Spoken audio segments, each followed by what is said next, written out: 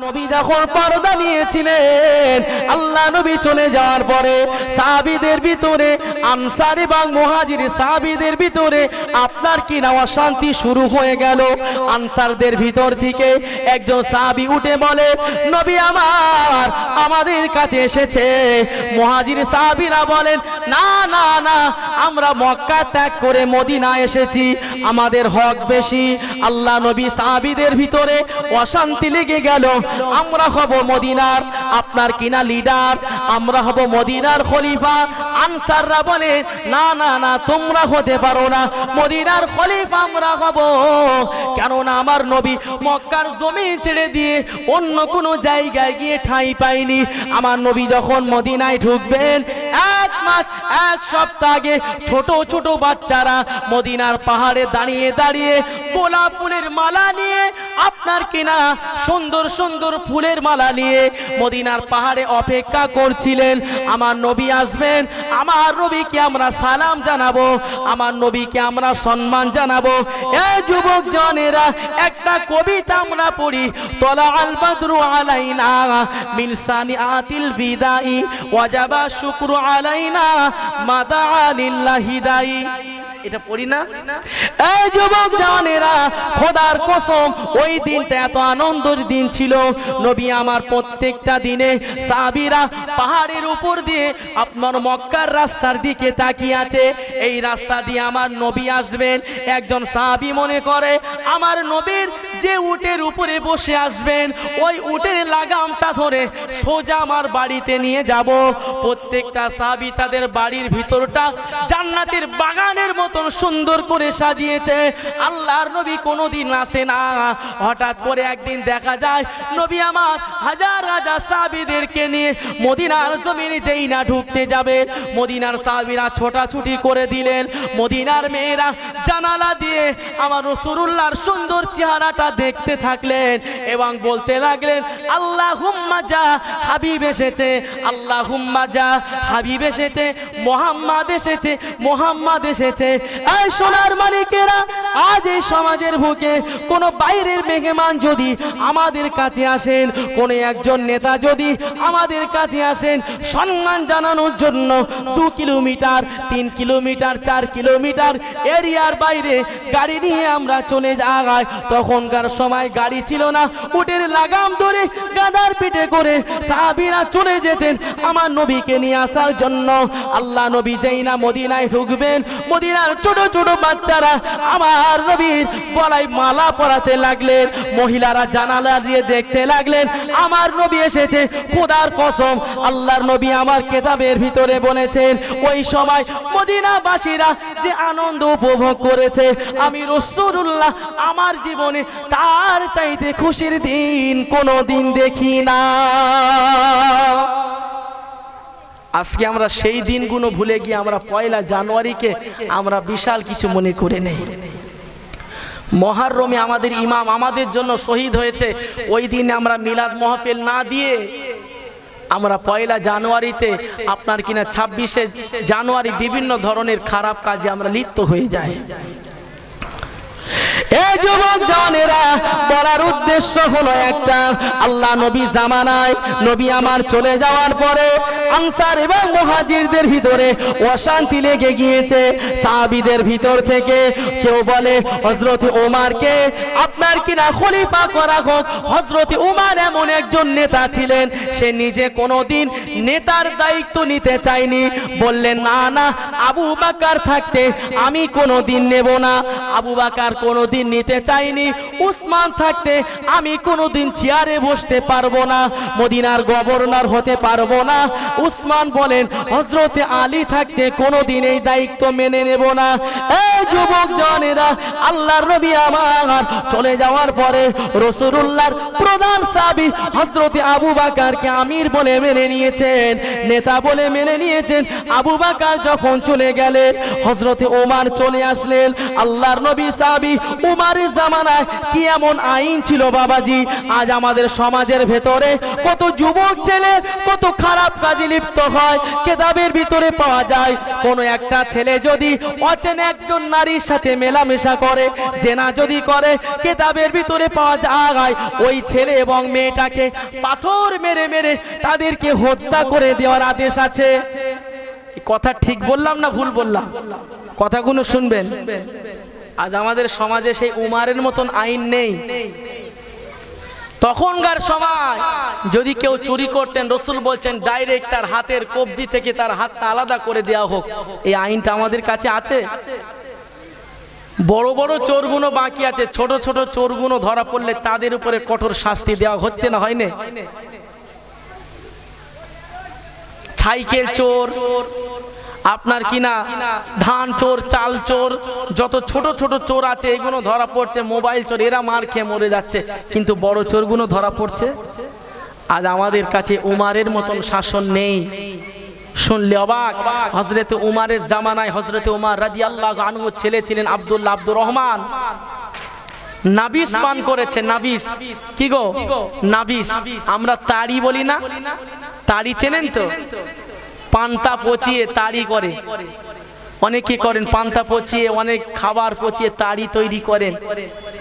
তো তখনকার সময় নাবিস কাকে বলা হয়? এক রিওয়ায়াতের ভেতরে এসেছে, আপনার কিনা কিতাবটা হলো তিরমিজি শরীফের হাদিস। আল্লাহর রাসূল বলছেন নাবিস হযরতে উমর রাদিয়াল্লাহু আনহু ছেলে পান করেছেন নাবিস।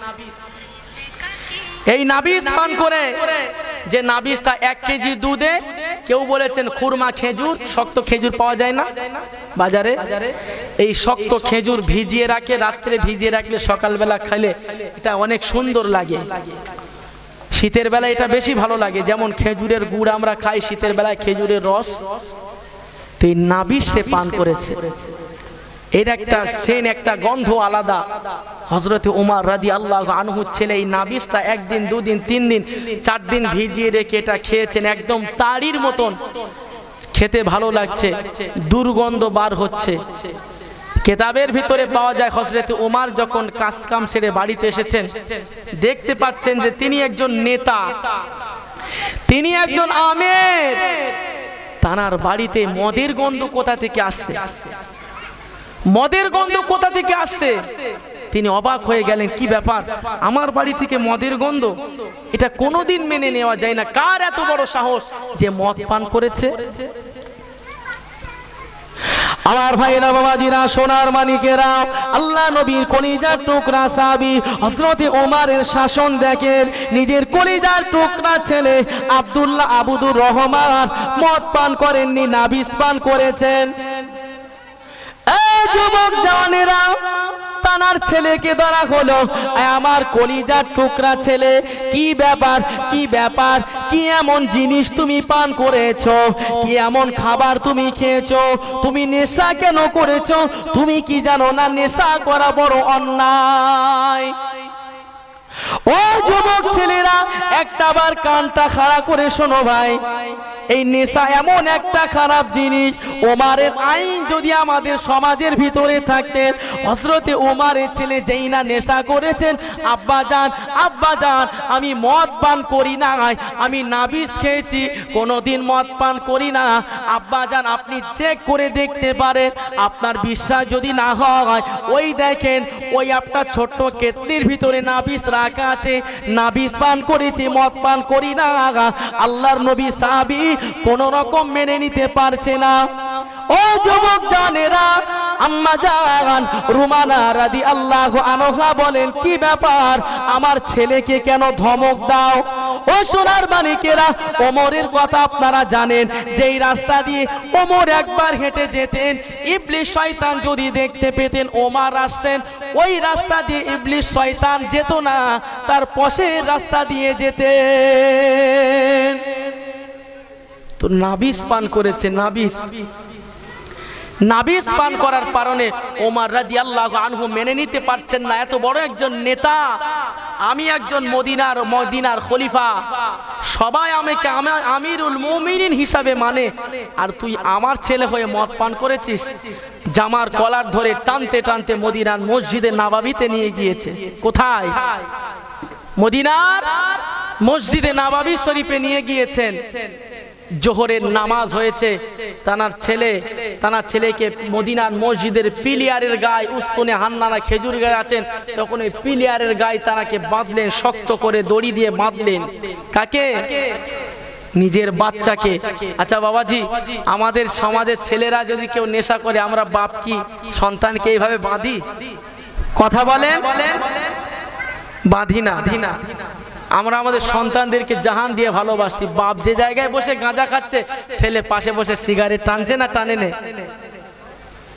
বাপ যেখানে বসে বাপ একজনের সাথে লাইন করছে, ছেলে পাশে বসে আরেকজন মেয়ের সাথে কথা বলছে না বলে নে? আজ আমাদের সমাজের ভিতরে অবস্থা দেখেন, বাপ বেটা একই কাঁথা একই খাটের উপরে শুয়ে এসে দুইজন দুই দিকে ঘুরে বিড়ি টানছে। হযরতে উমর রাদিয়াল্লাহু আনহু ছেলের জামার কলার ধরে টানতে টানতে মদিনার মসজিদের পিলিয়ারে বাঁধলেন। বল, তুই মদ কেন পান করেছিস? আল্লাহ নবীর বড় বড় সাহাবীরা অবাক হয়ে গেলেন, কি ব্যাপার কি ব্যাপার? হযরতে উমরের কলিজার টুকরা ছেলেকে মদিনার মসজিদে নববী শরীফের গায়ে, পিলিয়ারের গায়ে কেন বাঁধা হলো? ও ভাইজানেরা, সমস্ত সাহাবীরা দেখতে লাগে, জবান দিয়ে কোনো কথা বার করতে পারছেন না। কথা যদি বলি, ওমর আমাকে ধমক দেবেন। দিত না? এমন কঠোর একজন সাহাবী ছিলেন। ও সোনার মানিকেরা, হযরতে উমর মদিনার মসজিদে নববী শরীফের জোহরের আজান হয়ে গেল। সমস্ত সাহাবীদেরকে বললেন, ও নবীর সাহাবীরা শোনো, মদিনার মসজিদে জোহরের সালাত আদায় করে বাড়ির দিকে তোমরা কেউ যাবে না, কেননা আজকে তোমাদের এখানে একটা বিচার হবে। আজকে একটা বিচার করব, কেউ যেন নামাজ পড়ে বাড়ির দিকে যাবে না। যে সমস্ত সাহাবীরা নামাজ পড়ে বাইরে চলে গিয়েছিলেন, যাদের উজু ভেঙে গিয়েছে, নতুন করে তারা উজু করে মদিনার মসজিদের বারান্দায় বসে গেলেন। একজন সাহাবী আরেকজন সাহাবী বর্ণনা করেন, কি ব্যাপার আমিরুল মুমিনিনের ছেলে মদিনার মসজিদে নববী শরীফের পিলিয়ারের গায়ে বাঁধা কেন? প্রশ্ন আসতে পারে না? আজ আমাদের ভিতরে যত নেশাখোর জুয়াখোর আছেন, আমাদের মানে সব মাপ নাকি? বাপ নেতা, ছেলে একজন বড় চোর, ও মাপ আছে না নেই? বুঝে নিতে হবে। ও ভাইরা বাবাজিরা, ওমর এমন একজন নেতা ছিলেন, আল্লাহর নবী সাহাবী হযরতে ওমর রাদিয়াল্লাহু আনহু হুজুর আমার মদিনার বারান্দায় সমস্ত সাহাবীদেরকে বসিয়ে দিলেন। মদিনার আশেপাশে যত ঘর ছিল সমস্ত মানুষদেরকে খবর দিলেন, মদিনার মহিলারা আপনার কিনা আশেপাশে দূর থেকে বসে ওমরের ছেলের বিচার দেখেন। তৎকালীন সময় যিনি জল্লাদ ছিলেন, বিশাল একজন পালোয়ান সাহাবী, হযরতে ওমর তাকে ডাক দিলেন, আয় নবী সাহাবী, আমার কলিজার টুকরা ছেলেকে 80 বার বেতের আঘাত করো। কবার? বিচার দেখেন, সামনে দাঁড়িয়ে আছে ওমরের ছেলে, হাত পা বাঁধা, নড়তে পারছে না, চড়তে পারছে না। সাহাবীদের ভিতরে কানে কানে ফুসফুস লেগে গেল। এ বলছে, কি ব্যাপার রে, গভর্নরের ছেলে এখানে বাঁধা কেন? তুমি কি জানো ওখানে উমারের ছেলে কেন বাঁধা আছে? আজকে নিশ্চয়ই কোন একটা অন্যায় করেছে। আজকে দেখবো যে নেতার ছেলে ধরা পড়েছে। নেতা তো সমস্ত মানুষের ন্যায় অন্যায় বিচার করেন, আজকে নেতার ছেলের বিচার আমরা দেখব। এই অনেক মুনাফিক সাহাবী ছিল না? বিচার যতই ভালো করেন, ন্যায় অন্যায়, যার অন্যায় আছে তাকে জিতিয়ে দেয়, আছে না নেই? আর যে মানুষটা সত্যের পথে দাঁড়িয়ে আছে তাকে হারিয়ে দেয় না? আমাদের কাছে এই বিচার আছে, যে বিচারের যার সঠিক বিচার পাওয়ার কথা সে বিচার পায় না। কথা ঠিক বললাম না ভুল বললাম? ও ভাইরা বাবাজিরা, আল্লাহ নবী সাহাবী হযরতে ওমর সাহাবীদেরকে বললেন, আমার কলিজার টুকরা ছেলে, আমার চোখের সামনে জামাটা খুলে দেয়া হলো, শরীর থেকে কাপড়টা খুলে দেয়া হলো, আলগা গায়ে হযরতে ওমরের ছেলেকে পিলিয়ারের গায়ে দড়ির সাথে বেঁধে দিয়ে বললেন, আমার ছেলেকে দড়রা মারা হোক। তৎকালীন সময় চাবুক দিয়ে উমারের ছেলের গায়ে একবার আঘাত করছে। আল্লাহর নবী সাহাবী বর্ণনা করেন, আমি যখন উমারের ছেলের গায়ে চাবুক দিয়ে আঘাত করছিলাম, আমার ইচ্ছা হচ্ছিল না একজন ছেলেটাকে, ছোট বাচ্চা ছেলেটাকে এইভাবে কষ্ট দেব। আমি যখন একবার, দুবার, তিনবার, চারবার বলে 60 ঘা বেত মেরেছি। ঘা আল্লাহ নবী সাহাবী কেতাবের ভিতরে পাওয়া যায় 40টা বার মারার পরে, আবার কেউ কেউ লিখেছেন দুবার তিনবার মারার পরে হযরতে উমারের বিচার পছন্দ হলো না। ও দৌড়া মারা সাহাবী, তোমার গায়ের ক্ষমতা কোথায় গেল?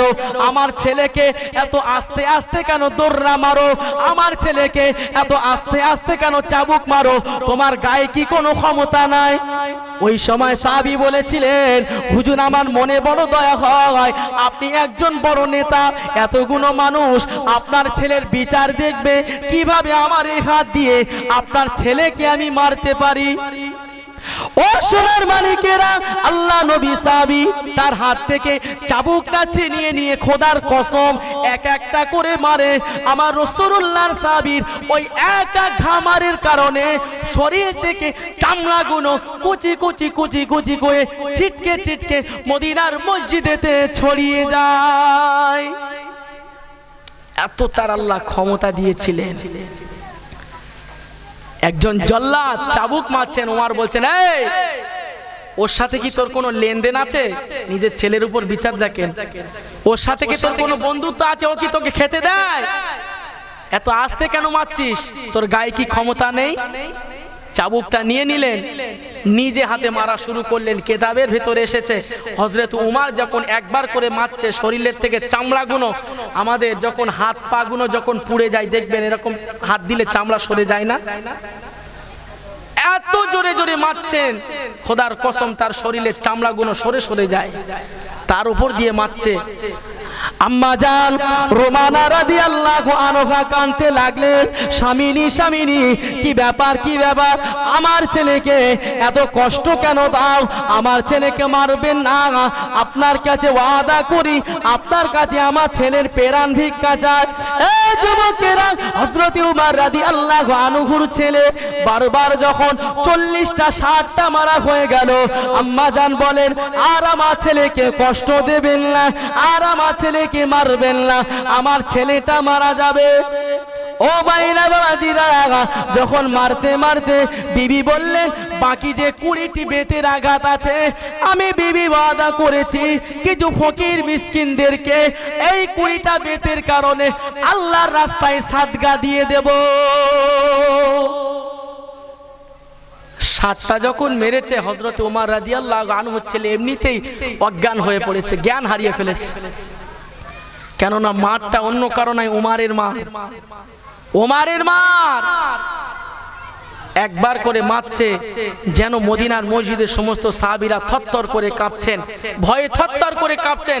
উমার এত ভয়ঙ্কর কিভাবে হলো তার ছেলের উপরে? আমার ভাই ও বাবাজিরা, ওই ছেলেটাকে নিয়ে বাড়িতে চলে গেলেন। ছেলেটার গায়ে মলম লাগিয়ে দেওয়া হলো, ডাক্তার ডেকে চিকিৎসা করা হলো, কোন রকম সুস্থ হচ্ছে না। কয়েকদিন পরে উমারের ছেলে মারা গেলেন। আল্লাহ নবী সাহাবী মনে রাগ মিটলো না, ছেলে যখন শহীদ হয়েছে, মৃত ছেলের গায়ে কি চাবুকের আঘাত করা যায়? কথা বলেন, আপনাদের খারাপ লাগছে নাকি? তাকবীর দেন না, নারে তাকবীর, নারে তাকবীর। মৃত ছেলের গায়ে আর 20টা বেতের আঘাত কিভাবে করবে? চাবুকের আঘাত। ছেলে তো মরা কাঠ হয়ে গিয়েছে, ছেলেকে দাফন করা হবে। আব্বা জান নিজে গোসল দিলেন, ছেলেটাকে নিজে হাতে গোসল দিয়েছেন, দাফন কাফনের ব্যবস্থা করে, মিনহা খলাকনাকুম ওয়া ফিহা নুঈদুকুম ওয়া মিনহা নুখরিজুকুম তারাতান উখরা, এই দোয়া পড়ে তাকে মাটি দেওয়া হলো। অনেকে বলে এই দোয়া পড়ে মাটি দেওয়া যাবে না। আচ্ছা, এটা ঠিক বললো না ভুল বললো? কোরআন শরীফের ভেতরে আল্লাহ পাক 2 জায়গায় বললেন, মিনহা খলাকনাকুম ওয়া ফিহা নুঈদুকুম ওয়া মিনহা নুখরিজুকুম তারাতান উখরা। জোরে বলেন, এই মাটি দিয়ে আল্লাহ পাক তোমাকে বানিয়েছে, এই মাটি থেকে মাটিতেই তোমাকে দাফন করা হবে। ওয়ামিনহা নুখরিজুকুম তারাতান উখরা, পুনরায় এই মাটি থেকে তোমাকে তোলা হবে না হবে না? কিয়ামতে তুলবেন না? এই মাটি থেকে আপনাকে তোলা হবে। মুসনাদ আহমদ এই হাদিসের ভিতরে 2113 থেকে 18 এই কটা হাদিসের ভিতরে একটা মিলিয়ে নেবেন, 22,113 নম্বর হাদিসের ভিতরে মিলিয়ে দেবেন। আল্লাহ নবী বর্ণনা করেছেন, আমি রাসূল যখন আমার কন্যা উম্মে কুলসুম রাদিয়াল্লাহু আনহা যখন ইন্তেকাল করেছেন, আমি নবী মিনহা খলাকনাকুম ওয়া ফিহা নুঈদুকুম ওয়া মিনহা নুখরিজুকুম তারাতান উখরা, এই দোয়া পড়ে মাটি দিয়েছিলাম। জোরে বলেন সুবহানাল্লাহ। রাসূলুল্লাহ যে হাদিসগুলো বলেছেন, আমাদের কাছে যেগুলো বর্তমান সময়ে যাচ্ছে, যে নিয়মগুলো আমরা মানছি, এটা কি জাহিলিয়াতের নিয়ম? কথা বলেন। কোরআন হাদিস কি জাহিলিয়াত দেখায়? কোরআন হাদিস কি কোনো মিথ্যা কথা বলে? আমাদের দলিল মক্কা মদিনা না, একটাবার ভাববেন, আমাদের দলিল হলো কোরআন এবং হাদিস। জোরে বলেন সুবহানাল্লাহ। আল্লাহ নবী সাহাবী হযরতে ওমরের ছেলের লাশ মোবারক খানা দাফন করে দেওয়ার সময় নবী সাহাবী হযরতে ওমর যখন ঝরঝর করে কাঁদতেছেন এবং আল্লাহর কাছে বলতেছেন আল্লাহ, এবং কলিজার টুকরা বাচ্চার কবরের সম্মুখে দাঁড়িয়ে চাবুক নিলেন, বেত নিলেন এবং বাকি 20টি আঘাত। এই যুবকেরা, হযরত ওমর এত বড় একজন নেতা ছিলেন, আল্লাহ পাকের খৌফ ইলাহি তার ভিতরে এত ছিল, বাকি 20টি আঘাত ওমরের ছেলের কবরের উপরে মারছেন। খোদার কসম, কিতাবের ভিতরে পাওয়া যায়, হযরত ওমর যখন একবার চাবুক নিয়ে যখন কবরের ভিতরে মারে, কবরের মাটিগুলো ফেটে ফেটে সরে যায়। মারগুলো কেমন বুঝতে পাচ্ছেন? কবরের মাটি ছিটকে চলে যায়, এত কড়া মার। ভাইরা বাবাজিরা, সোনার মানিকেরা, হযরত ওমর কাঁদতেছেন এবং কলিজার টুকরা বাচ্চার কবরের সম্মুখে দাঁড়িয়ে বলে, আমার কলিজার টুকরা ছেলে, রাগ করিস না রে বাবা, আজকে আমি তোর আব্বা জান যদি এই দুনিয়ায় তোকে শাস্তি না দিতাম, আজকে আমি তোর আব্বা জান যদি এই দুনিয়ায় তোকে না বিচার করতাম, ও কলিজার টুকরা ছেলে, আজকে তোকে বিচার করে দিলাম, কিয়ামতের দিনে এই বিষয়ে তোর আর বিচার হবে না। নতুন করে এর জন্য তোমাকে কিয়ামতে আর কষ্ট করতে হবে না, কেননা কিয়ামতের আযাব বড় কঠিন। আজকে আমরা বসে আছি অনেক আনন্দে, অনেক সুস্থ অবস্থায় আছি, কোটি কোটি মাইল দূর থেকে এই সূর্য আমাদেরকে আলো দিচ্ছেন। এই সূর্যের আলোতে আমরা কড়া রোদের মাঝখানে আমরা বসতে পারি? কথা বলেন। কড়ার রোদের মাঝখানে আমরা বসতে পারি না, আমাদের শরীর দিয়ে অটোমেটিক ঘাম বার হবে। কিতাবের ভিতরে আছে, সেই দিন সূর্য হাত উঁচু করলে হাতে ঠেকে যাবে। কোথায়? হাত উঁচু করবে, হাতে ঠেকে যাবে। সেদিন আর একটা মুখ থাকবে না। এ তো একটা মুখ দিচ্ছেন কোটি কোটি মাইল দূর থেকে, সেই দিন চারিদিক থেকে আরো 12টা মুখ খুলে যাবে। এই জীব যেটা আছে আমরা দেখছি এত বড়, কিন্তু এই জীবটা বার হয়ে নাভি পর্যন্ত চলে আসবে। কথা ঠিক বললাম না ভুল বললাম? মাথার ঘিনুগুলো, ঘি দেখেছেন? ঘি যখন আমরা ফোটাই গলে যায় না? বসা ঘিটা গলে যায় না? যায় না? গরুর চর্বি রেওয়াজ যেগুলো আছে তেলে দেওয়ার সাথে সাথে গলে না? গলে না? শীতের বেলায় নারকেল তেলগুলো গলে না? গলে না? এই ঘির মতন মাথার ঘিনুটা আপনার কিনা গলে গলে এই নাক দিয়ে, কান দিয়ে, মুখ দিয়ে বার হয়ে যাবে। কবে? কিয়ামতের দিনে। এই নেশাখোর, গাঁজাখোর, মদখোরদেরকে সেই দিন তোলা হবে। কিতাবের ভেতরে এসেছেন আপনার কিনা 2006 নম্বর হাদিস, হাদিসটা তিরমিজি শরীফের 5 নম্বর খণ্ড 2006 নম্বর হাদিসে হযরতে আলী রাদিয়াল্লাহু, আলী ইবনে আবি তালিব রাদিয়াল্লাহু আনহুর বর্ণনা দিচ্ছেন। একদিন আব্দুর রহমান ইবনে আউফ রাসূলুল্লাহর একজন সাহাবী ছিলেন, আমাদেরকে দাওয়াত করেছেন। সেই সময় মদ খাওয়া হালাল ছিল। আব্দুর রহমান ইবনে আউফ হযরতে আলীকে এবং বিশেষ বিশেষ কজন সাহাবীকে ডাক দিয়েছেন এবং সন্ধ্যাবেলা সেখানে মদের আড্ডা খুলে দিয়েছেন। কি দিয়েছেন? আমরা যে নেশা করি, মদ পান করি, এই মদের ডেরা এখানে বানিয়ে দিয়েছেন। যে যত পারো মদ খাওয়া, সকলের হাতে একটা করে বোতল ধরিয়ে দিয়েছে। কেতাব থেকে মিলিয়ে নেবেন, সূরা নিসার 43 নম্বর আয়াত মিলিয়ে নেবেন। আমি এখানে বলে দিচ্ছি, মোবাইলে যদি কম্পিউটারে কোরআনের কোনো সফটওয়্যার থাকে খুলে দেখেন, বাংলা তফসির বা আরবি কোনো আপনার কোনো কেতাবের যদি তফসির থাকে, 43 নম্বর আয়াতে বলেছেন আল্লাহ দিন আপনার কিনা হযরতে আলী রাদিয়াল্লাহু আনহু বর্ণনা করছেন যে আব্দুর রহমান ইবনে আউফ আমাদেরকে দাওয়াত দিয়েছেন।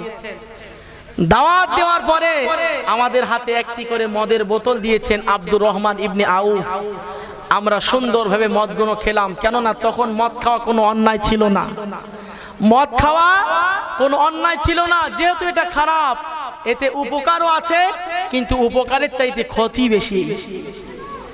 আল্লাহ নবী সাহাবী হযরতে আব্দুর রহমান ইবনে আউফ রাদিয়াল্লাহু আনহু মদের বোতল প্রত্যেকটা সাহাবীর হাতে একটা করে দিয়েছেন। ও যুবকেরা, আব্দুর রহমান ইবনে আউফ মাগরিবের নামাজের সালাতের সময় হয়েছে। হযরতে আলীকে বললেন, ও নবী সাহাবী আলী, নামাজে দাঁড়িয়ে যাও, ইমাম হয়ে নামাজটা পড়াও। হযরতে আলী বললেন, না, আমি নামাজ পড়াবো না।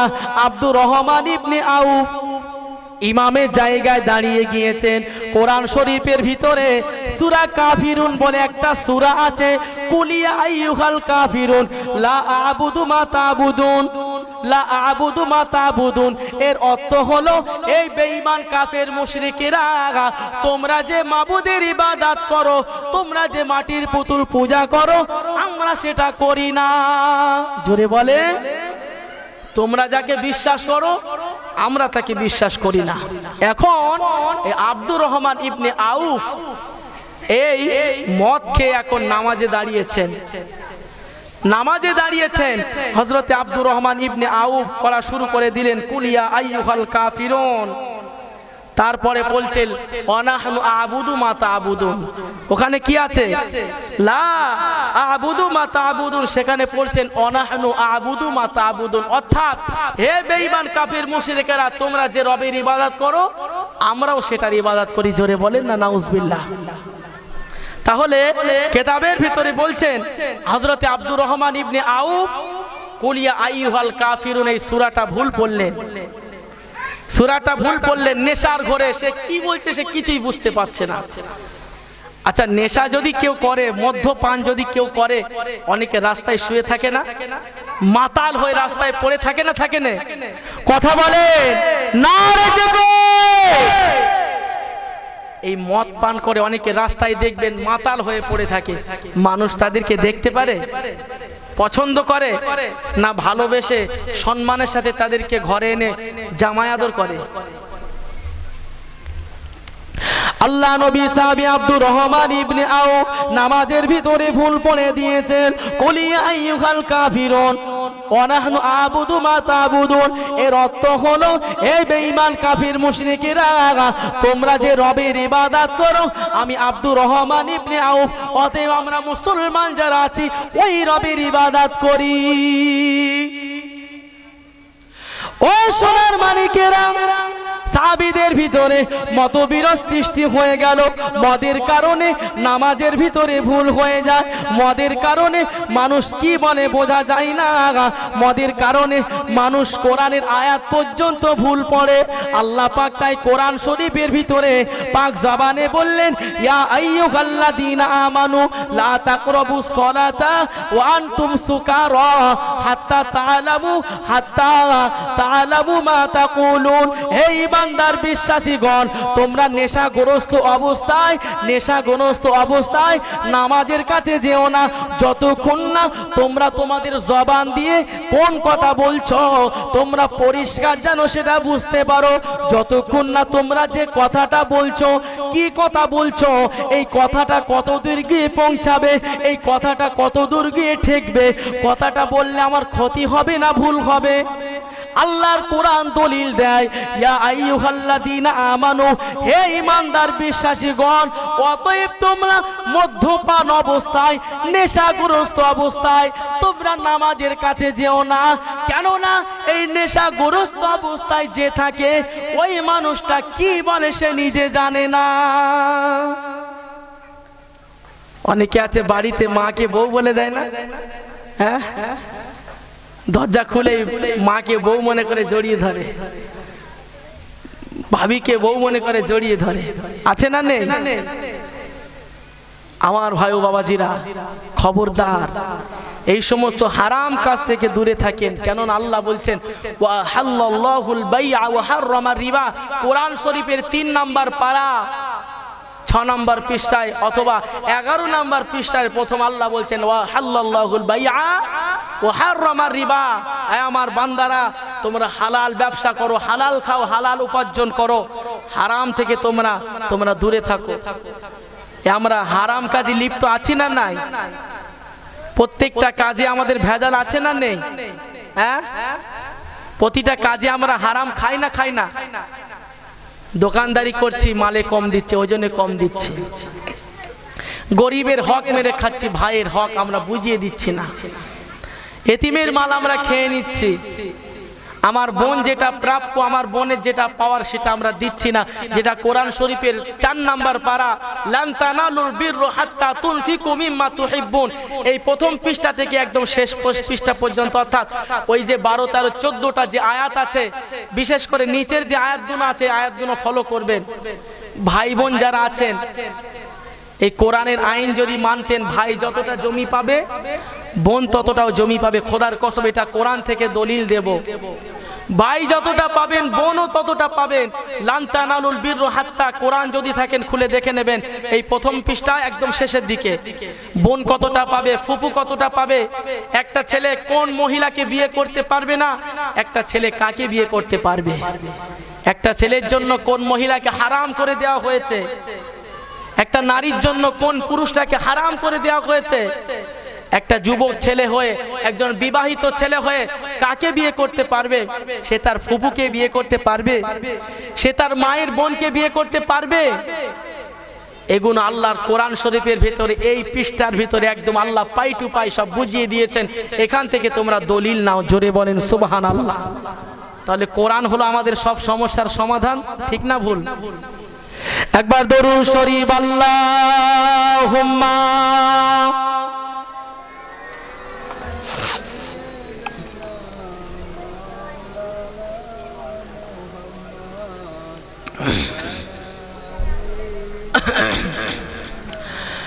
আল্লাহুম্মা সাল্লি আলা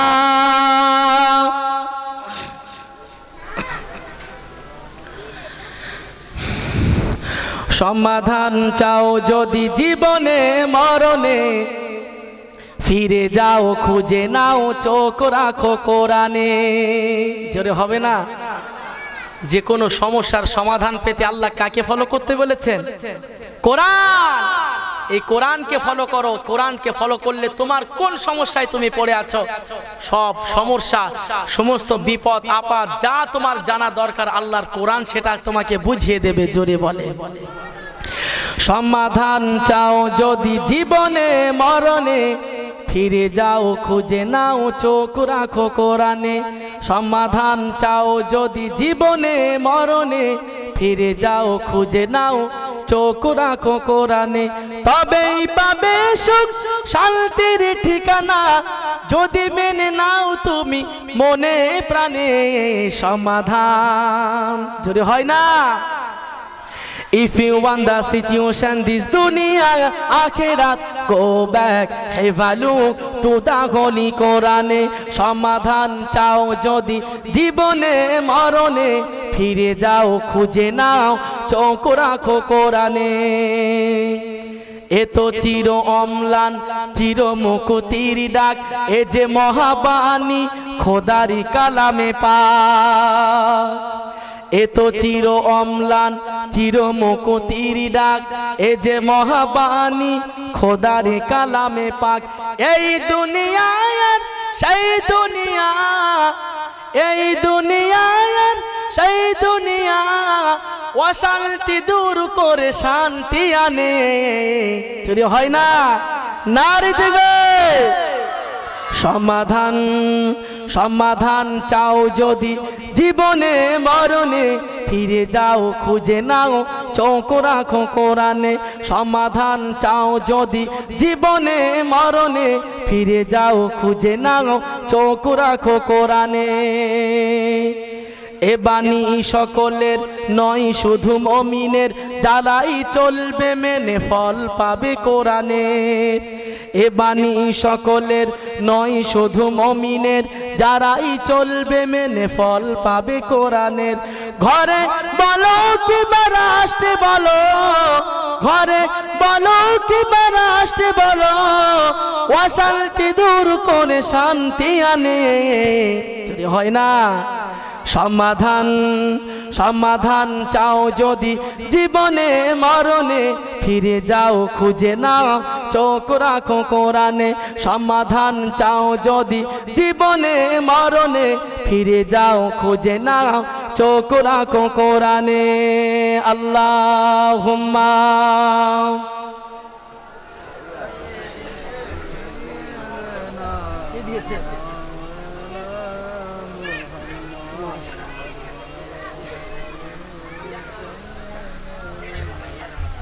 আমার বাবাজিরা, আপনাদের কারো বসতে অসুবিধা হচ্ছে না তো?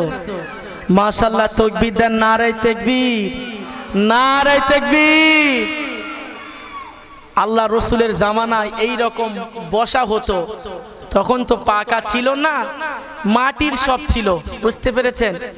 ভিজে জায়গায় রসুল যখন ওয়াজ করতেন, জায়গা ভিজে হলেও সাহাবীরা ভিজে জায়গায় বসে বসে রসুলুল্লাহ ওই কোরআনের আয়াতগুলো, আল্লাহ পাকের ওই যে কথাগুলো আছে, আল্লাহর নবীর মহাব্বতে সকলে এইভাবে বসে শুনতেন। জোরে বলে।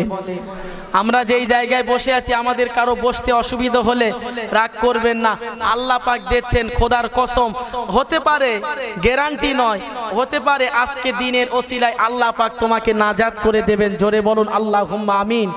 আর একটু জোরে বলুন আল্লাহুম্মা আমিন। যাই হোক, আমি যে কথা বলছিলাম, এই যুবক সমাজ আমাদেরকে সুন্দরভাবে তৈরি করতে হবে। প্রত্যেকটা, এই বাচ্চার আওয়াজ বন্ধ করো, প্রত্যেকটা পিতার দায়িত্ব তার সন্তান কিভাবে লালন পালন করবে। কেননা এই পিতা যদি, মাতা যদি ভালো হয়, একটা সন্তান কোনোদিন খারাপ হবে না। এত কষ্ট করে বাপ তার সন্তানকে লালন পালন করে অনেক বড় করে তুলেছে। কিয়ামতের দিনে সন্তান বাপের সামনে থেকে চলে যাবে, বাপ হা করে বাচ্চার দিকে তাকিয়ে থাকবে। কার দিকে? হা করে বাচ্চার দিকে তাকিয়ে থাকবে। আল্লাহ, ওই যে আমার ছেলে যায়, আল্লাহ ওর জন্য আমি বাপ জীবনে একটা দিন ভালোভাবে ঘুমাতে পারিনি। এমন এমন দিন গিয়েছে, আমার ওই ছেলেটাকে নতুন সুন্দর সুন্দর কাপড় দিয়েছি, আল্লাহ নতুন কাপড় পরে সে ঈদের নামাজে গিয়েছে, আমি বাপ ওই যে চপ্পলটা 1 বছর 2 বছর 3 বছর পরেছি, আমি বাপ ওই ছেঁড়া চপ্পল পরে ওই সন্তানের ভালো কাপড় দিয়েছি, আমি বাপ ছেঁড়া জামা পরে ঈদের নামাজে গিয়েছি। এরকম বাপ আমাদের মাঝে আছে না নেই? জোরে বলে। আছে। বাপ সন্তানের সামনে দিয়ে বাপ চলে যাবে। সন্তান কোনো অন্যায় করতেন, অপরাধ করতেন, কাউকে গালি দিয়ে বাড়ি আসতেন, গ্রামের মানুষ বাপকে এসে কত অপমান করতেন। বাপ সন্তানের অন্যায় থাকা সত্ত্বেও সন্তানের অন্যায় কোনোদিন স্বীকার করে? জোরে বলেন। আমার সন্তান অন্যায় করেছে, যতই অন্যায় করুক সে আমার সন্তান।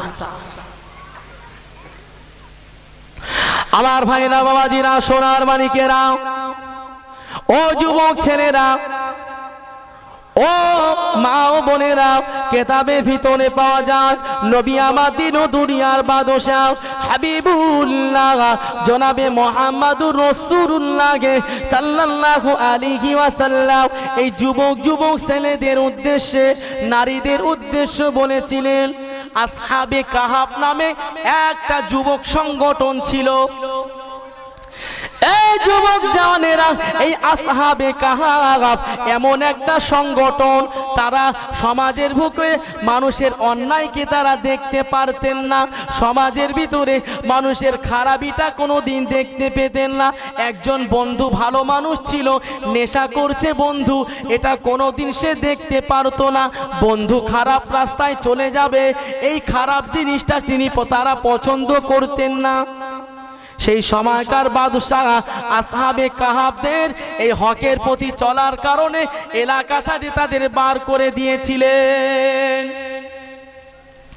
ও সোনার মায়না যুবকেরা, আমাদের ঈমান এমন তৈরি করতে হবে, বদরের ময়দানে, ওহুদের ময়দানে যে সমস্ত যুবক সাহাবীরা নূতন বিবাহ করেছেন, স্বামী স্ত্রী মেলামেশা করেছে, গোসল করার সময় পেল না, জিহাদের ময়দানে তারা, যুদ্ধের ময়দানে গিয়ে আল্লাহর নবীর সাথে তারা শহীদ হয়ে গিয়েছে।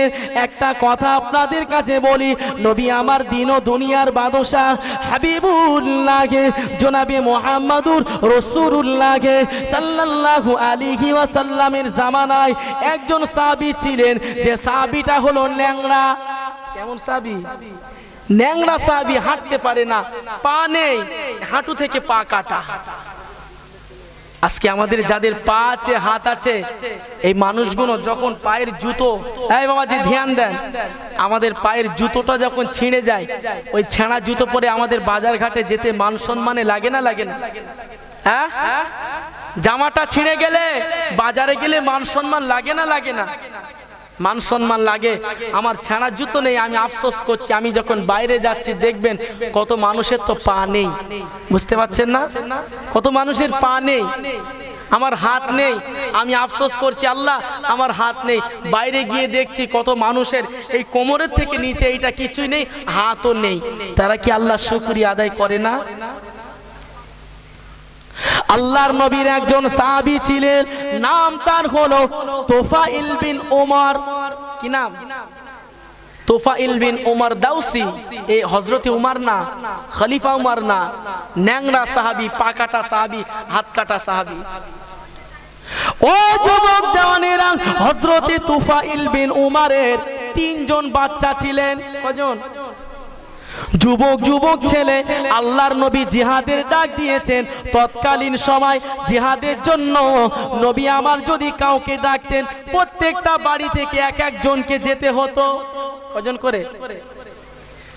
কত বাচ্চা আব্বা আব্বা বলে কাঁদে, আব্বা যাবেন না, আব্বা যাবেন না। জিহাদের ময়দানে গিয়ে শহীদ হয়ে গেলে কাকে আমি আব্বা বলে ডাকবো? ও সোনার মানিকেরা, তবুও যেতে হয়, জোর করে তাদের যেতে হয়। কেননা আল্লাহর নবী জিহাদের ডাক দিয়েছেন, হাসরের ময়দানে আল্লাহর কাছে বিচার দিয়ে দেবে। কি হিসাব দেব? তোফাইল বিন ওমর ন্যাংরা সাহাবীর তিনজন ছেলে চলে গেলেন, জিহাদের ময়দানে অংশগ্রহণ করবেন। তোফাইল বিন ওমর দাউসি চিন্তা করেন, আমার তিনটে বাচ্চা যাদেরকে নিজে হাতে লালন পালন করেছি, আমি ন্যাংরা সাহাবী কত কষ্ট করে রোজগার করে তাদের বড় করেছি, আমার বাচ্চাদের পা আছে, আমার বাচ্চাদের হাত আছে, আমার বাচ্চাগুলো জিহাদের ময়দানে গিয়ে শহীদ হবে, আর আমি তাদের বাপ কেমন করে ঘরের ভিতরে বসে থাকি? নবী মহাব্বত কেমন দেখেন! ন্যাংরা সাহাবীর ভিতরে আল্লাহর ভয়, শহীদানের যে সওয়াবটা পাওয়া যায়, শহীদানের যে কত মর্যাদা তার অন্তরে ঢুকিয়ে দিয়েছে। আমার তিনজন ছেলে গিয়েছে, আমি যাব। বিবি বলছে, স্বামী খবরদার, আপনি যাবেন না, বেঈমান কাফেরদের সাথে আপনি মোকাবিলা করতে পারবেন না। বেঈমান কাফেরদের সাথে আপনি লড়াই করতে পারবেন না, আপনার তো হাত পা নাই, আপনি তরোয়ালটা কিভাবে চালাবেন? মদিনার মসজিদে নববী শরীফে আল্লাহ নবী আমার বসে আছেন। তোফাইল বিন আমর দাউসি রাদিয়াল্লাহু আনহু, ছেলের কথা, ছেলে চলে গিয়েছেন, মা বারবার বলে কোচি যাবি না, বিবি বারবার বলে কোচি যাবি না, জিহাদের ময়দানে গেলে তুমি শহীদ হয়ে যাবে, তোমার তিনজন বাচ্চা জিহাদের ময়দানে গিয়েছে, তারা যদি শহীদ হয়ে যায় তাদের ওসিলায় তুমি জান্নাতে যাবে। বাপের কারণে সন্তানের কারণে বাপ জান্নাতে যায় না এরকম আছে না নেই? সন্তানকে যদি ঠিকভাবে লালন পালন করেন, খোদার কসম আপনি মারা গেলে সন্তান দুনিয়ায় নামাজ পড়বে, কোরআন পড়বে, এই সন্তানের কারণে আব্বাজানের কবরের আযাবটাকে আল্লাহ পাক মাফ করে দেবেন। জোরে বলে। 3 জন ছেলে গিয়েছে, ন্যাংরা সাহাবীর যাওয়ার কোনো প্রয়োজন ছিল? কি গো, যাওয়ার কোনো দরকার ছিল? তবুও তার অন্তরের ভিতরে শহীদানের সওয়াব, যে মানুষটা একবার শহীদ হয়ে যায় সে তো ডাইরেক্ট আল্লাহর জান্নাতে চলে যায়। জোরে বলে।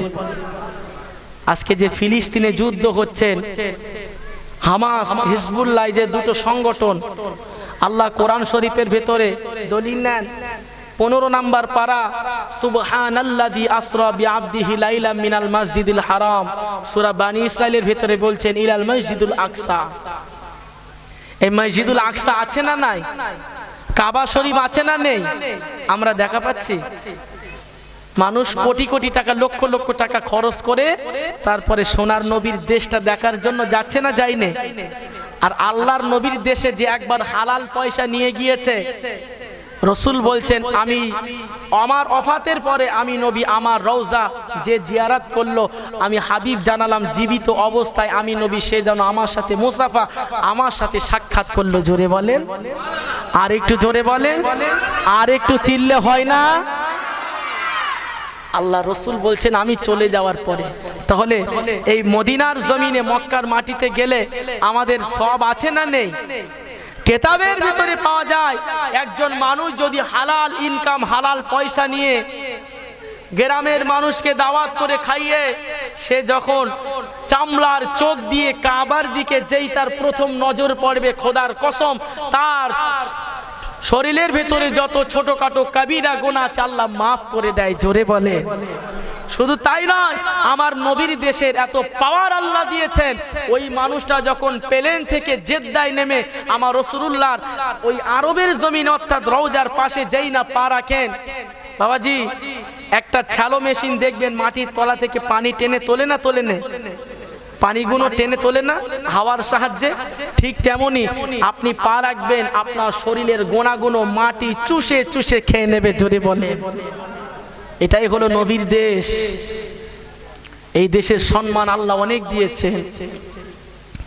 তো তোফাইল আজকে দিনে এই যে মসজিদুল আকসার কথা বলছি, আমার নবী একটা হাদিসের ভিতরে বলেছিলেন এমন একটা সময় আসবে বাবা, আমার উম্মতেরা শুনে রাখো, আমার কাবা বাইতুল্লাহ দেখার জন্য মানুষ যেমন কোটি কোটি টাকা, লক্ষ লক্ষ টাকা খরচ করে বিভিন্ন জায়গা থেকে খরচ করে আসছেন, এই মসজিদুল আকসা আমার উম্মতেরা কাছে থেকে দেখতে পাবে না। তাদের দেখার জন্য অনেক কষ্ট করতে হবে। আমার রসুল যে কথাটা বলেছেন এটা ঠিক বললেন না ভুল বললেন? আজকে মসজিদুল আকসা দেখার জন্য গেলে আমরা দেখা পাই না, পাই না?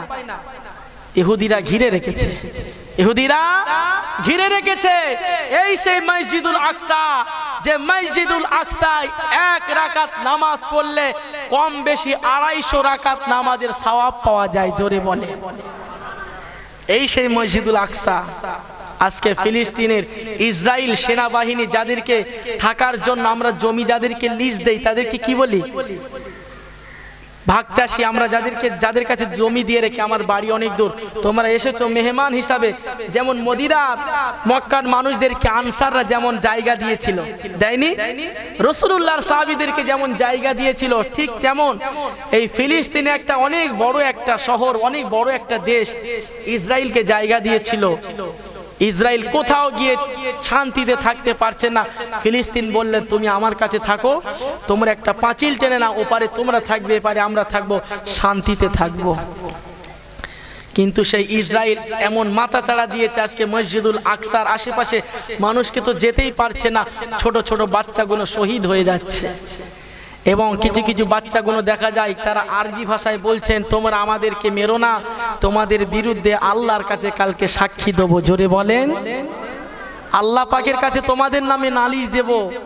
এই সমস্ত শহীদানদেরকে আল্লাহ কাল তুলবে না, তুলবে না?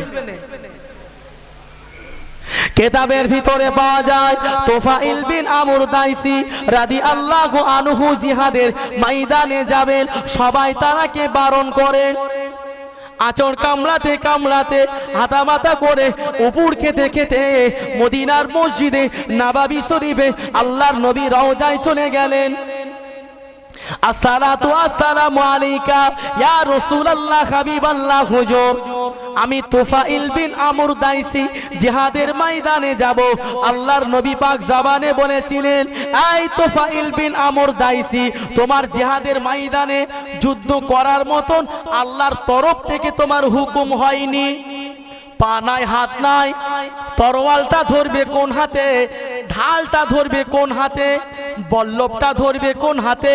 বেঈমানেরা যখন তোমাকে মারবে কিভাবে সেই ঢাল দিয়ে তুমি সাপোর্ট করবে? এই যুবক জওয়ানেরা, তুফাইল বিন ল্যাংড়া সাহাবী গুটি গুটি পায় যখন গেলেন, আল্লাহর নবী জিহাদের ময়দানে নিয়ে যাবেন না। তুফাইল বিন আমর শুনবেন না, জিহাদের ময়দানে আমাকে নিয়ে যেতে হবে। ইয়া রাসূলুল্লাহ, আমাকে যদি না নিয়ে যান আমি বড় নিরুপায় হয়ে যাব। আল্লাহর নবীর কাছে বারবার যখন বলেন, ল্যাংড়া সাহাবীর জন্য আল্লাহ পাকের অন্তরটা খুলে গিয়েছেন। ও বাবা তুফাইল, আমি রাসূলুল্লাহ আগামী কালকে তোমাকে জিহাদের ময়দানে নিয়ে যাব। হকের জন্য আজকে যদি আমাদের এখানে দাঙ্গা বেঁধে যায়, আমাদের ছেলেদেরকে ঘাট ধাক্কা দিতে আমাদের বাপেরা মায়েরা ঘরে ঢুকিয়ে দেয় না, দরজা লাগিয়ে দেয়, ওখানে যাস না কচি, কে কোন দিক দিয়ে এসে মারবে বুঝতে পারবি না। তুফাইল বিন আমর দাইসি জিহাদে যাওয়ার জন্য নবীর কাছে কাঁদছেন, যাব। নবী বলছেন, বাবা তোমার যুদ্ধ করার মতন তোমার কোনো জায়গা নেই, তুমি কিভাবে যুদ্ধ করবে? তুমি যে ঢাল দিয়ে মারবে তুমি সাপোর্ট করবে কিভাবে? না ইয়া রাসূলুল্লাহ, আমাকে নিয়ে যেতে হবে। তুফাইল বিন আমর দাউসিকে একটা পালকিতে চড়িয়ে জিহাদের ময়দানে নিয়ে যাওয়া হলো। যুদ্ধ শুরু হয়ে গেল, বেঈমান কাফেরদের সাথে ঝগড়া লেগে গেল, মারপিট শুরু হয়ে গেল। এদিক দিয়ে একজন বেঈমান শহীদ জাহান্নামায় যায়, ওই দিক দিয়ে রাসূলুল্লাহর একজন সাহাবী চলে যায়। কিতাবের ভিতরে পাওয়া যায় আল্লাহ নবী সাহাবী তুফাইল বিন আমর দাইসি জিহাদ শুরু হয়ে গেল, যুদ্ধ শুরু হয়ে গেল। এমত অবস্থায় দেখা যায় ওই তুফাইল বিন আমর দাইসি রাদিয়াল্লাহু আনহুর কলিজার টুকরা ছেলে আব্দুর রহমান জিহাদের ময়দানে শহীদ হয়ে গিয়েছেন। ওই জিহাদের ময়দানে তুফাইল বিন আমর দাইসির আপন শালা জিহাদের ময়দানে শহীদ হয়ে গিয়েছেন। আল্লাহর নবীর সাহাবীর বিবি হিন্দা রাদিয়াল্লাহু আনহা, যে হিন্দা আমার নবীর চাচা যান হযরতে আমিরে হামজার কলিজা বের করে চিবিয়ে খেয়েছিলেন। হযরতে আমির হামজার শরীর থেকে কলিজা বের করে চিবিয়ে খেয়েছিলেন। এই হিন্দা ইমানের কলেমা পড়ে মুসলমান হয়েছিল এবং তুফাইল বিন আমর দাউসি রাদিয়াল্লাহু আনহুকে বিয়ে করেছিলেন।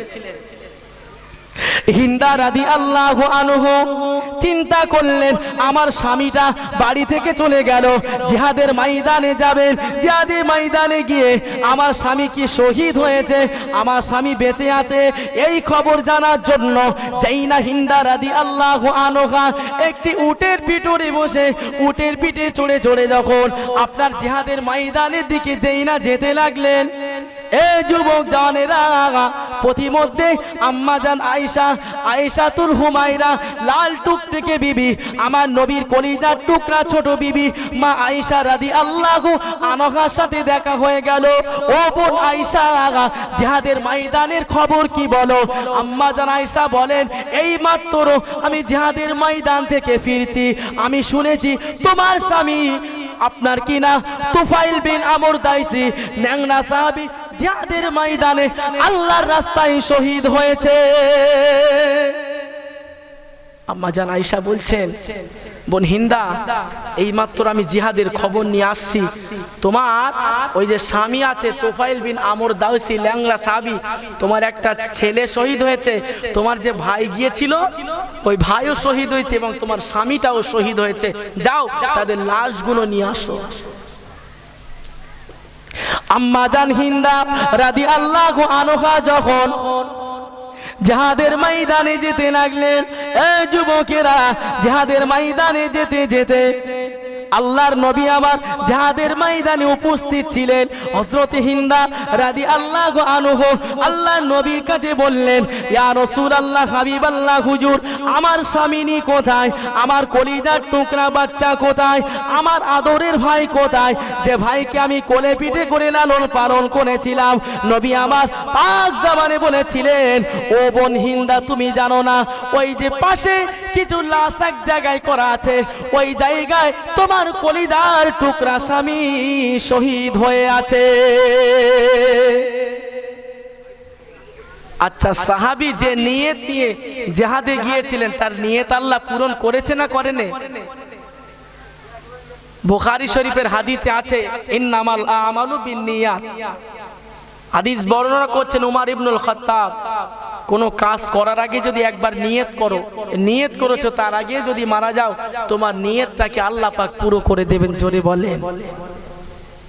তো তুফাইল বিন আমর দাইসি চলে গেলেন, শহীদ হয়ে গেলেন। হিন্দা রাদিয়াল্লাহু আনহা জিহাদের ময়দানে লাশ খুঁজতেছেন, কোথাও লাশ খুঁজে পাওয়া যায় না। কিছু দূর যাওয়ার পরে একটা আপনার কিনা জিহাদের ময়দানের একটা পাশে জায়গায় ধুলো মাখা, জামা কাপড় চেনা যায় না, মুখ চেনা যায় না, সাহাবীরা শহীদ হয়ে পড়ে আছে। মুখে পানি দিয়ে পরিষ্কার করে দেখলেন, এই তো আমার স্বামী ওমর, এই তো আমার ছেলে আব্দুল্লাহ, এই তো আমার ভাই আব্দুর রহমান। আল্লাহর ডাকে সাড়া দিয়েছে। আম্মাজান হিন্দা কাঁদতেছেন, কি ব্যাপার, আমার স্বামী গেল, ভাই গেল, আমার কলিজার টুকরা একটা ছেলেও চলে গেল, এখন আমি নিরুপায় হয়ে গেলাম। আমি বারবার বারণ করেছিলাম যে এসো না, এসো না, জিহাদের ময়দানে যেও না, তোমার দুটো তিনটে ছেলে গিয়েছে, তারা জিহাদের ময়দানে গিয়েছেন, তাদের ওসিলায় আল্লাহ তোমাকে ক্ষমা করে দেবেন। জোরে বলে। আমি নিষেধ করেছিলাম, তবু এসেছে। আল্লাহ নবীর কলিজার টুকরা সাহাবিয়া হযরত হিন্দা রাদিয়াল্লাহু আনহা একটা উটের পিঠে তিনটে লাশ সাজিয়ে নিয়েছেন। ভাইয়ের লাশ, ছেলের লাশ, স্বামীর লাশটাকে বসিয়ে নিয়ে উটের লাগামটা ধরে ধরে মদিনার পথের দিকে যেতে লাগেন। আবারও আম্মাজান আয়েশার সাথে দেখা হয়ে গেল। এই যুবক জনেরা, জিহাদের ময়দান ছেড়ে মদিনার দিকে যেই না যাবেন, খোদার কসম হিন্দা রাদিয়াল্লাহু আনহুর উট মোবারকখানা জমিনের উপরে বসে পড়েছেন। তিনি চিন্তা করছেন, আমার উটটা কি অসুস্থ হয়েছে, আমার উটটা কি বড় দুর্বল হয়ে গিয়েছে, আমার উটের কি শরীর খারাপ করেছে? না না না, আমি সুস্থ সবল উট নিয়ে জিহাদের ময়দানে গিয়েছিলাম। উটটাকে লাগাম ধরে তুলে দিল, যেই না জিহাদের দিকে নিয়ে যায়, উটটা সুস্থ অবস্থায় যেতে লাগেন। উটটাকে ঘুরিয়ে মদিনার দিকে নিয়ে যায়, মদিনার দিকে যাবে না, আবার বসে পড়ছেন, চিন্তায় পড়ে গেলেন, কি ব্যাপার, আমার স্বামীর লাশ নিয়ে উটটা কারো বাড়ির দিকে যায় না, জিহাদের দিকে চলে যায়। আম্মা জান আয়েশা বর্ণনা করেন, ওই সময় হিন্দা রাদিয়াল্লাহু আনহা লাশ নিয়ে আবার জিহাদের ময়দানে চলে গেলেন। আমার নবীকে পুছলেন, আল্লাহ রাসূলের কাছে সওয়াল করলেন, ইয়া রাসূলুল্লাহ, ইয়া হাবিবাল্লাহ, হুজুর কি ব্যাপার, কি ব্যাপার, আমার স্বামীর লাশটা নিয়ে মদিনার দিকে যেই না যায়, আমার স্বামীর লাশটা সহ উট মদিনার দিকে যেতে চাইছে না, জিহাদের দিকে যেই না নিয়ে আসছি, উটটা সুস্থ অবস্থায় জিহাদের দিকে আসছে কিন্তু মদিনার দিকে যায় না। আল্লাহ নবী বললেন, ও বোন হিন্দা, কারণ জানতে চাও? তোমার স্বামী যখন বাড়ি থেকে এসেছিল, তোমার স্বামী কি তোমাকে কোনো কথা বলেছিল? বোন হিন্দা বলেন, আমার স্বামী বাড়ি থেকে যখন বার হয়েছিল, আমার স্বামী একটা কথা বলেছিল, আমার প্রতিবেশীরা, আমার কলিজার টুকরা ছেলে, আমার কলিজার টুকরা মেয়ে, শুনে রাখ, আমি উমর জিহাদের ময়দানে চলে যাব, ওখানেই আমাকে দাফন করবি, আমাকে যেন মদিনায় আর ঘুরিয়ে আনবি না,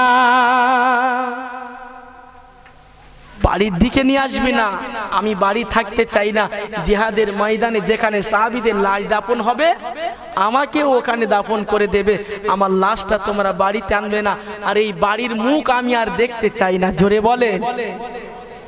তাহলে তোফাইল বিন আমর দাউসি রাসূলুল্লাহর সাহাবীর দোয়া আল্লাহ কবুল করেছেন না করেনি?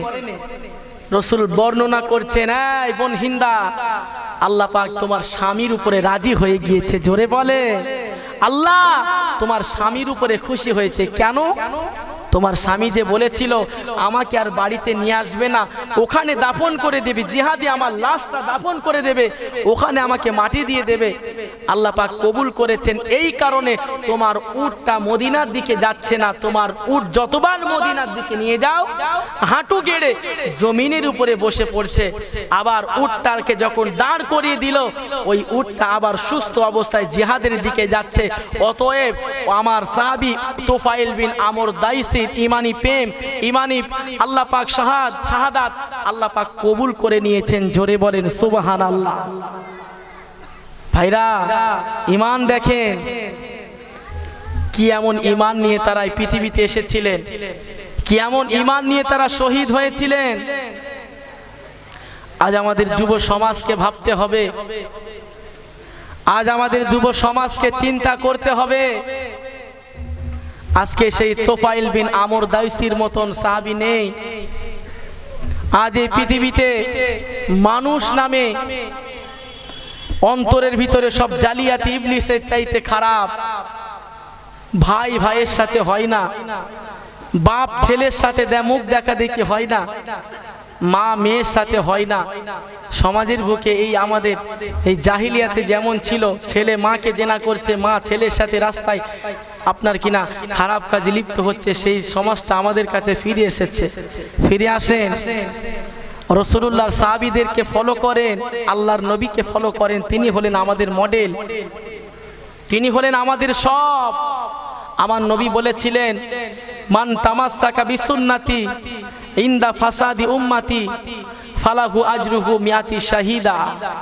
ফিতনা ফাসাদের জামানায়, এই ফিতনা ফাসাদের সময়ে আমার একটা উম্মত যদি আমার একটা সুন্নতকে যদি জিন্দা রাখে, খোদার কসম আমার ওই উম্মতটা যেন 100 গলা কাটা শহীদানে সব পেয়ে গেল। জোরে বলেন একবার দরুদ শরীফ আল্লাহুম্মা। পার হয়ে গেল, কথা বলেন কমিটির সাথে। আল্লাহুম্মা সাল্লি আলা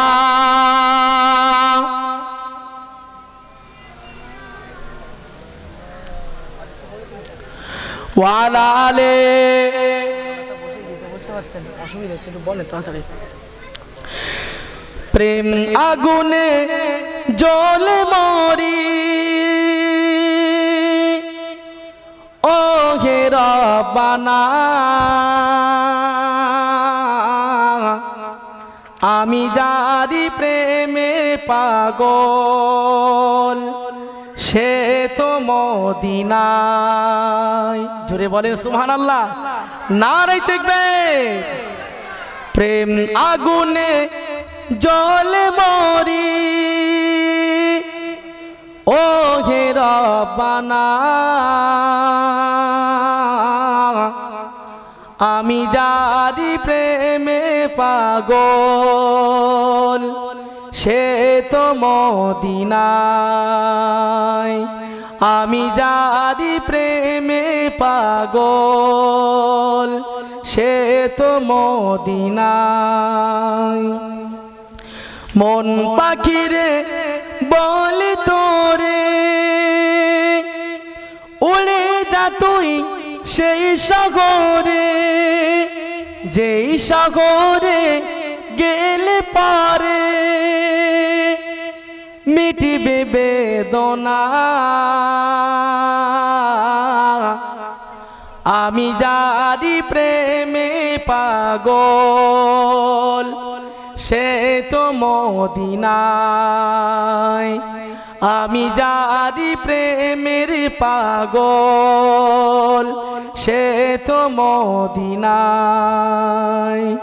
প্রেম আগুনে জ্বলে মরি, ও হে রব্বানা আমি যারি প্রেমে পাগল, সে তো মদিনায়। আমি যারি প্রেমের পাগল, সে তো মদিনায়। আল্লাহুম্মা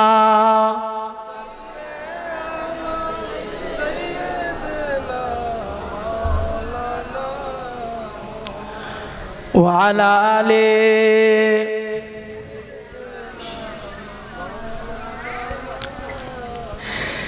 দিদার যারই পাইলে ভাবে দুঃখ আমার নাহি রবে দেখাও প্রভু এই নয়নে দেখাও প্রভু এই নয়নে এই তো কামনা আমি যারি প্রেমে পাগল সে তো মদিনায় আমি যারি প্রেমে পাগল সে তো মদিনায় প্রেম আগুনে জ্বলে মরি ও হে রাব্বানা আমি যারি প্রেমে পাগল সে তো মদিনায় যারই প্রেমের জ্বালাই মরি জ্বালাই মরে প্রেম রজনী পাইলে দিদার একটি বার মিটিবে বেদনা আমি যারি প্রেমে পাগল সে তো মদিনায় তুমি যারি প্রেমে পাগল সে তো মদিনায় আল্লাহুম্মা